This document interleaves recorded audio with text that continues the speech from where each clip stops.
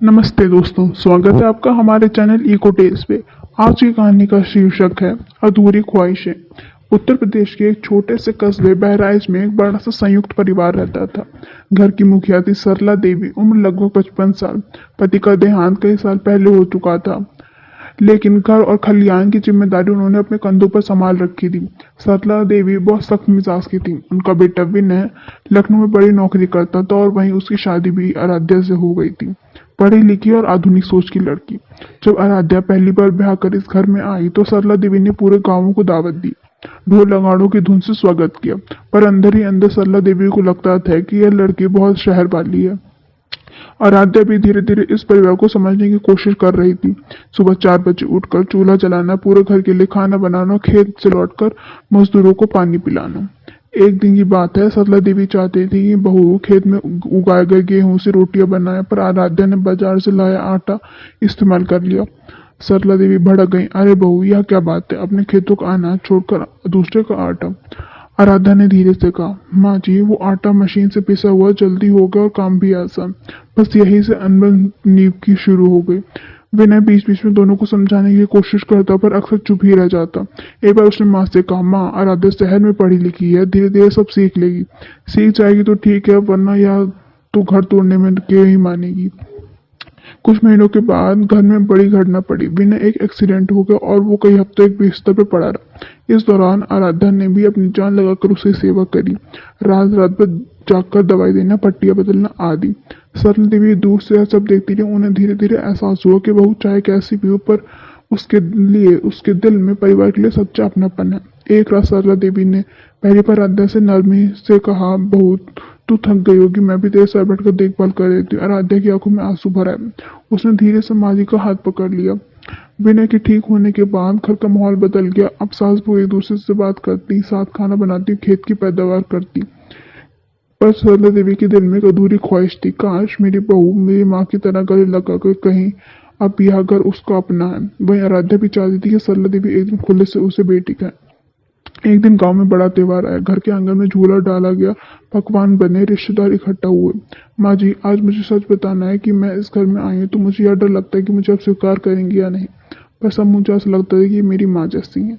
सरला देवी की आंखों में आंसू बहे। उन्होंने कहा, बहू, तूने आज तक मेरी अधूरी ख्वाहिश पूरी किया, अब तो मेरी बेटी है।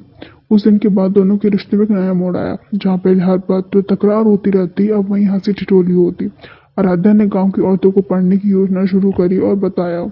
धीरे धीरे यह परिवार गांव का आदर्श बन गया, जहां सास की बहू की लड़ाई नहीं होती, बल्कि समझदारी और प्रेम की मिसाल दी जाती। दूसरी कहानी का नाम है छुपा हुआ सच। लखनऊ के पास एक छोटे से कस्बे में अंजलि नाम की महिला रहती थी। उम्र लगभग 55 साल, चेहरे पर गरिमा और आंखों में तेज। अंजलि अपने बेटे निखिल और बहू रिया के साथ एक कमरे में रहती थी। निखिल शहर के बैंक में मैनेजर था और रिया एक कॉलेज में लेक्चरर। तीनों का परिवार साधारण था। अंजलि सख्त स्वभाव की थी, घर का सारा काम नियम से होना चाहिए, यही उसका मानना था। रिया आधुनिक सोच की लड़की थी, उसे नई चीजें सीखना, तकनीकी का इस्तेमाल करना अच्छा लगता था। शुरुआती दिनों में सास बहू के बीच में टकराव हुआ करता था। अंजलि को लगता था कि रिया को उतना महत्व नहीं देती और रिया को लगता था कि अंजलि उसकी हर बात पर रोक टोक लगाती है। निखिल दोनों के बीच संतुलन बनाए रखने की कोशिश करता। यह हवेली करीब 100 साल पुरानी थी। अंजलि अक्सर कहती, इस घर की दीवारें भी बोलती हैं, बेटा, हर कोण अपना है। रिया हंसकर टाल देती, मम्मी जी, ये सब अंधविश्वास है। लेकिन धीरे धीरे रिया को घर में कुछ अजीब सा महसूस होने लगा। कभी देर रात दरवाजे अपने आप खुल जाते, कभी सीढ़ियों पर किसी के कदमों की आहट आती। निखिल हंसी और बात टाल देता, लेकिन रिया को बेचैनी होने लगी। एक रात रिया पढ़ाई कर रही थी, उसे ऊपर वाले कमरे में किसी की रोने की आवाज सुनाई दी। वह डरते डरते सीढ़ियों चढ़ी, लेकिन ऊपर पहुंचने में कमरा बिल्कुल खाली मिला। अचानक उसकी नजर कमरे की दीवार पर टंगी एक पुरानी तस्वीर पर पड़ी। उस तस्वीर में एक युवती थी, बड़ी बड़ी आंखें, माथे पर बिंदी, चेहरे पर हल्की मुस्कान। रिया ने तस्वीर के नीचे पढ़ा, संध्या। उससे अगले दिन अंजलि ने पूछा, मम्मी जी, ये संध्या कौन है? अंजलि कुछ पल के लिए चौंक गई, फिर बोली, वो तुम्हारे ससुर की बहन थी, बहुत साल पहले अचानक उसका निधन हो गया। रिया को अंजलि की आंखों में एक अजीब सा डर दिखा, झिझक दिखी। रिया ने चुपचाप हवेली के पुराने कागजात खंगालना शुरू कर दी। एक पुराने संदूक में उसे संध्या की डायरी मिली। डायरी के पन्नों पर लिखा था, संध्या की जिंदगी लिखी थी, मैं घर छोड़कर भाग जाना चाहती हूँ, मेरे मन की कोई बात नहीं समझता, मुझे अपने घर में ही कैद लगता है। आखिरी पन्ने पर सिर्फ इतना लिखा था, अगर कल मैं जिंदा ना रहूं तो समझ लेना कि ये मेरी मर्जी नहीं थी। रिया ने निखिल से यह बात कही। पहले तो निखिल ने मानना कर दिया, लेकिन जब उसने डायरी देखी तो वह भी सोच में पड़ गया। दोनों ने मिलकर अंजलि से सच बताने की कोशिश करी। अंजलि, जब उन्होंने बार बार पूछा तो एक दिन वह रो पड़ी। हाँ, संध्या ने आत्महत्या नहीं की थी, यह एक सच है। अंजलि की कागज कांपने लगे। तुम्हारी दादाजी यानी मेरे ससुर ने उसकी जान ली थी। वो अपनी मर्जी से शादी करना चाहती, लेकिन उसके जमाने में यह नामुमकिन था। परिवार की इज्जत के नाम पर संध्या को हमेशा के लिए खामोश कर दिया गया। अब रिया को समझ आ गया कि क्यों हवेली में अजीब घटनाएं होती रहती हैं। संध्या की आत्मा भी इस हवेली में भटक रही है। रिया ने फैसला किया वह संध्या की आत्मा को शांति दिलवाएगी। उसने पूरे गांव के बुजुर्गों और कुछ कानूनी दस्तावेज की मदद ली।